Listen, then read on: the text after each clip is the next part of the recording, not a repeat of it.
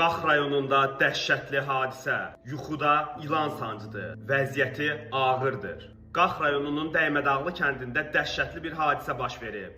2005-ci il təvəllüdlü kənd sakini Cəbrailzadə İsrafil İsmailoğlu qoyun otararkən yuxuya gedib və bu zaman ilan onu sancıb. Yeniyetmə ilan sancısından gələn acı ilə ayılsa da, ilan belinə dolandığı üçün onu ayıra bilməyib. Məlumata görə İsrafil belində ilanla birlikdə kəndə tərəf qaçaraq çətinliklə də olsa yardım istəyib. Kənd sakinləri ilanı ondan ayırmaq üçün xeyli çətinlik çəkiblər. Dərhal xəstəxanaya çatdırılan İsrafilin vəziyyəti ağır qiymətləndirilir. O təcili olaraq Bakıya gətirilib və hazırda həyati təhlükə ilə üz-üzədir. Ailənin sosial durumu da olduqca ağırdır. Anası illər əvvəl onkoloji xəstəlikdən vəfat edib. Qardaşı hazırda hərbi xidmətdədir. İsrafilin atası isə ailəni tək başına dolandırmağa çalışır və ciddi maliyyə çətinlikləri ilə üzləşir. Bu çətin gündə ailəyə dəstək olmaq istəyənlər üçün bank kartı söyləyəcəm. Kartın nömrəsi 4169 7388 2679